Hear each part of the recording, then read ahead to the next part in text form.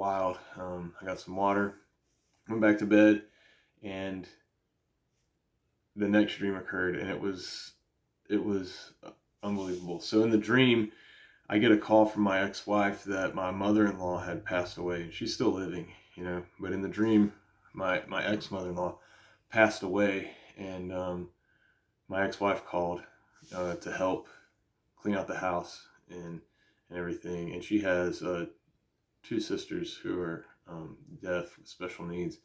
One's moved away, but one still lives with the mother-in-law. And so I went to help clean up the house and to help her sister get situated with my ex because she was moving in there. And it had just snowed, and there's about 5 inches of snow on the ground. And it was very cold. It was winter time. And I left the house and I went to meet up with my mom. And when I met up with my mom, I told her the news, and it was just unbelievable, And so we started to head towards this condo, which is, I guess, in the dream would have been like our home, but it was a condo. I don't know. I can't really make sense of that. Anyway, we're driving down this backcountry road, which is really only about 3 miles from where I live currently, and it's snowy conditions. It's dusk, twilight, beautiful sunset. About 5 inches of snow on the ground, and we're driving out this road. And, as the land lays where we are positioned on the highway, we're about a quarter mile, eighth of a mile away from an intersection of another road, a T intersection.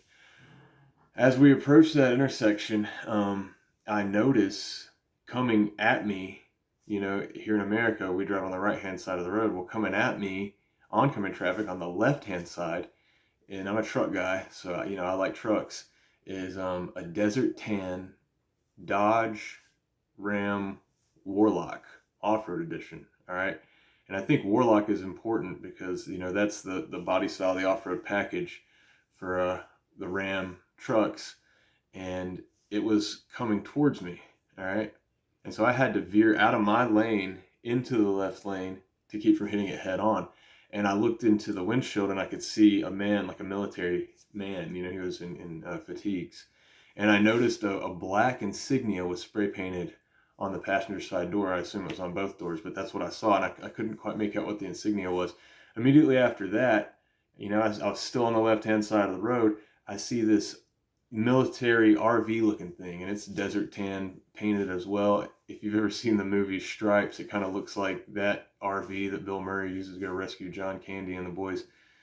And I thought it was odd. And my mom was following me in my truck. She was following me in her car. And we're approaching the stop sign. The insignia is painted on that RV too, as well. Still couldn't tell what it was. Well, as we approach the intersection, this truck cuts me off.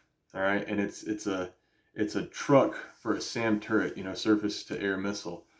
And because it cut across the lane and was getting into the left-hand side, it clicked with me. I'm like, this is military, but they're not Americans. They're on the other side of the road. You're right. These people are coming from some other country, right? Because they're driving on the side of the road that's natural to them, and it's forcing my mom and me off the road. Well, as they're passing in front of me, I can see the insignia that's on the truck, and it is a hammer and sickle with a star above it and CCCP underneath it. It was a joint Russian-Chinese military operation, and my heart sank. And it was like we were shrouded in the spirit from them being allowed to see us. And that's what was so amazing, because we were allowed to see this invasion. They were setting up a checkpoint on this rural country road. If you knew where I live in the middle of nowhere, for Russian Chinese soldiers to be setting up out here, that means that things are bad, that we've been invaded.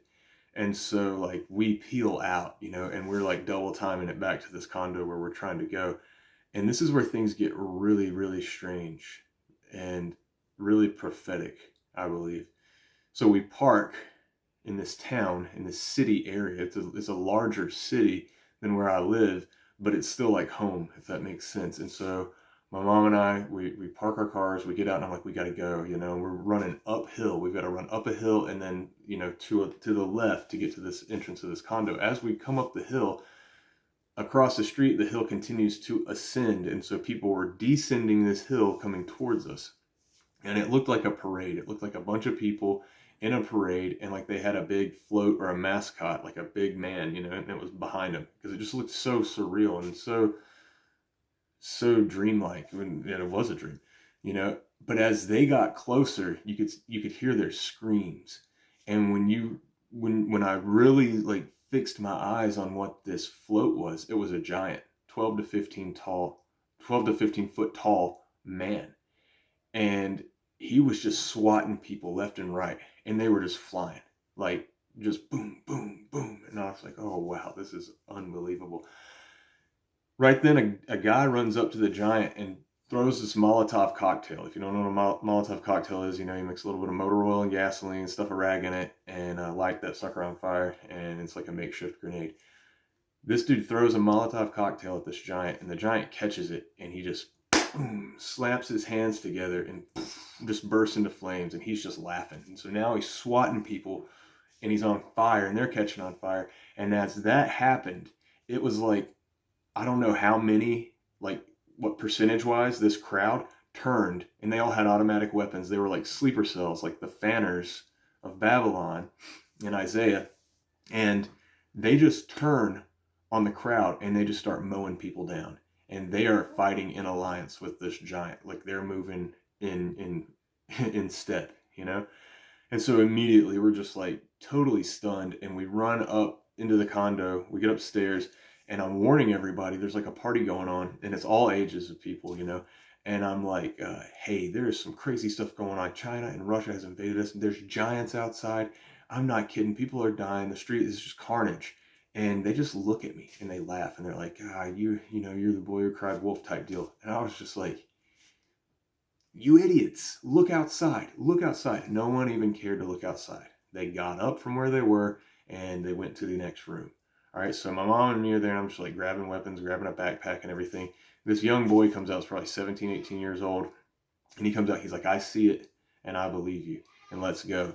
And so that's what we did. We left. And so that was how the dream basically ended. But it started out, the first dream was persecution. And I was running for my life. And then in the next dream, there was a family crisis.